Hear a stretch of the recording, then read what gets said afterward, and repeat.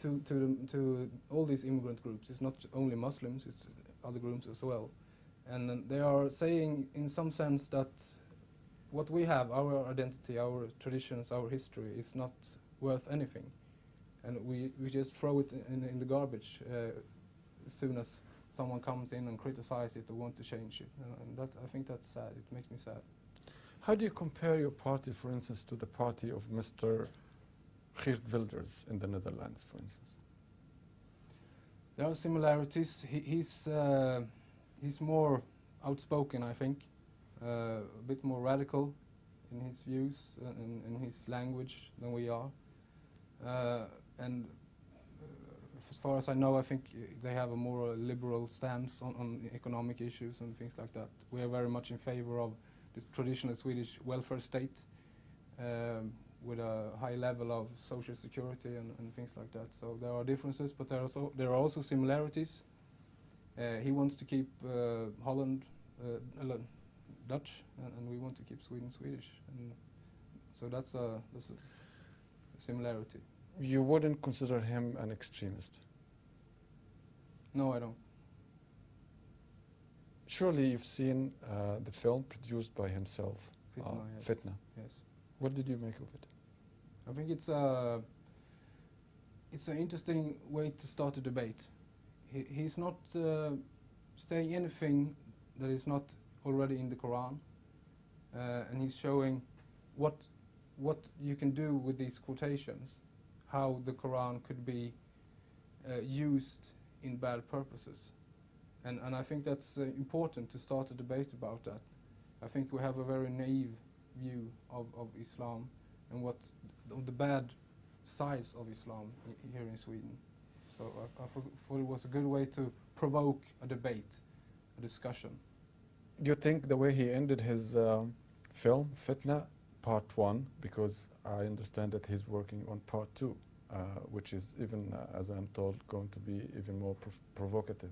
Do you think ending a program like this, if for argument's sake we say that it was done in a fair way, most people wouldn't agree on that, but anyway, he calls upon Muslims in the end to rip off verses from the Quran, destroy the Quran.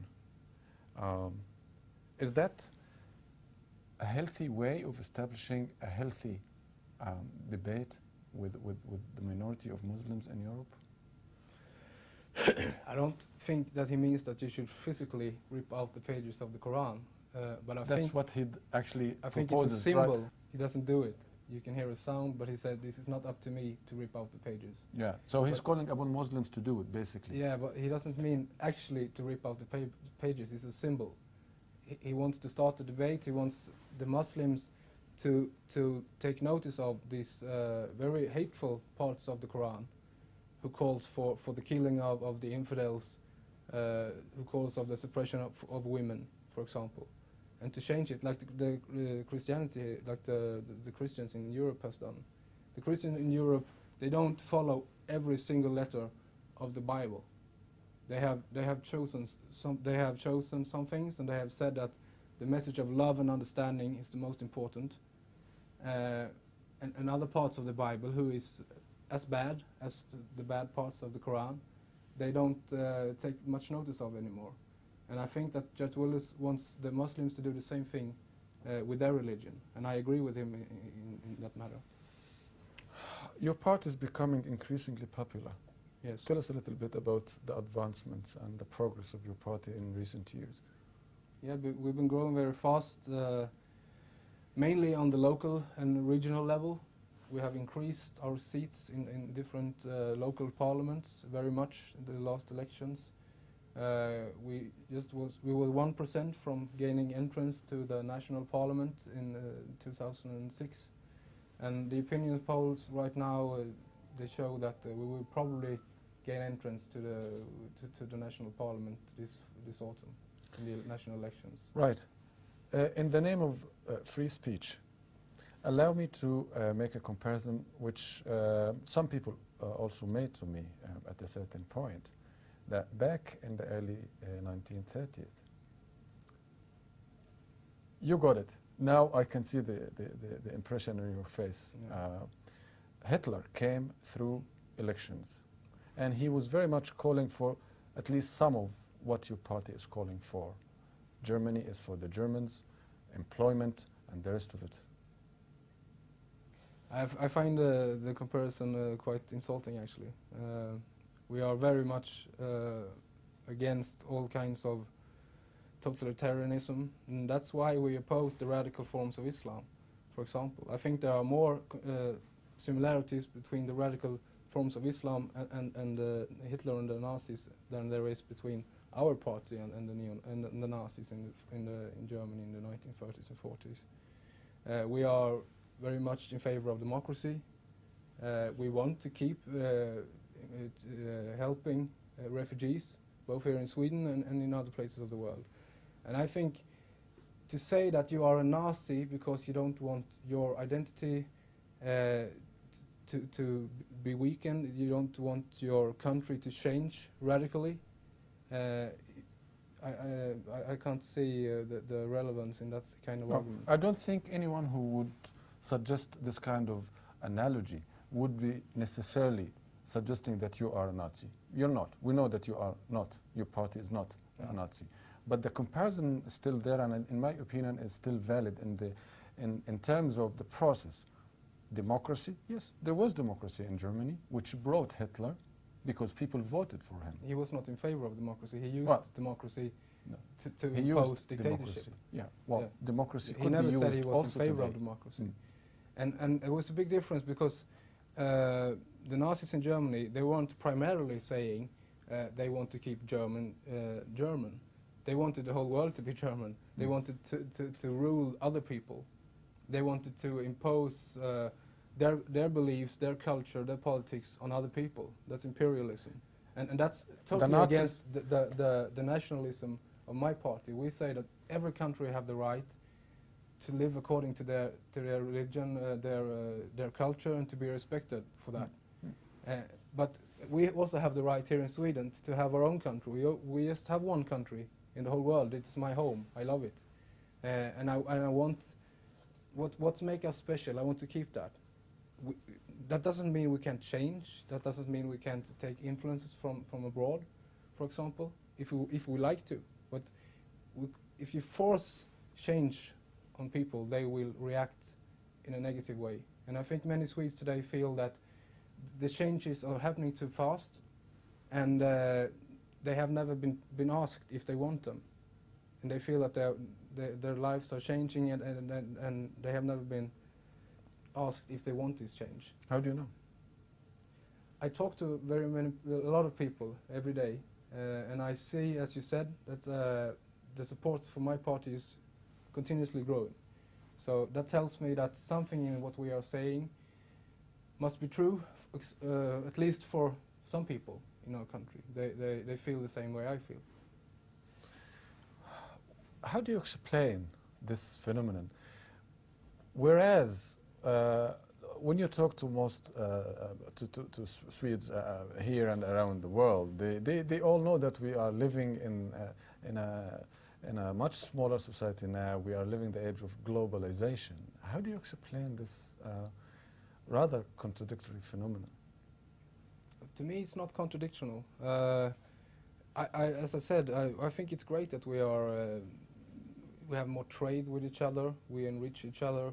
We can have intellectual debates across borders, and innovations can move faster and all of that. And it's easier to travel to experience, for example, the culture and the history of Egypt. But that doesn't mean you have to change the core of who you are. I think if you lose who you are, then you will get lost. You have to have roots somewhere to keep you steady. You need both roots and wings, I think.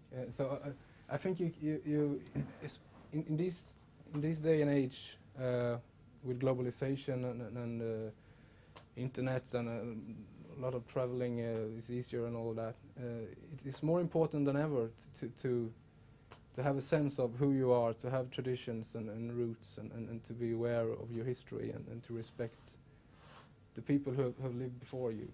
Mm-hmm.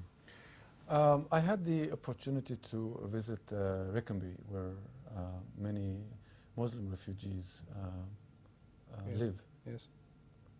I was really stunned by the level of intimidation that they feel and the fear from the outside world. Whose fault is this? I would like your answer after this break. استراحة قصيرة فابقوا معنا.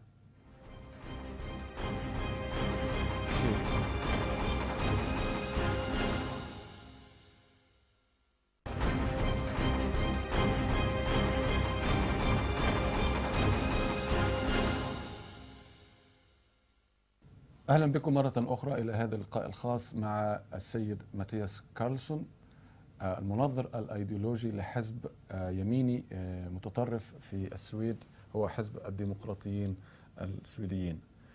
Mr. Karlsson, before the break I asked you about a rather segregated community not very far from the very heart of the capital, Stockholm, Rinkeby. Yes. People there feel very intimidated and afraid of actually getting out of this, what looks actually like a ghetto in everything but name. Whose fault is that? I actually feel that that's their own fault, because the Swedish society today is very open, very welcoming in many ways, very supportive.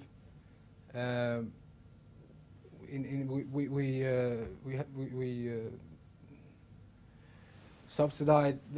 We try to help them in a way we can with a lot of money to get education, to learn the language, to be involved in different kind of sports or cultural events, or even on their own terms to show their own culture and their own activities and songs and dances or whatever. And there is no open racism, I feel, in the Swedish society today. Not very much anyway.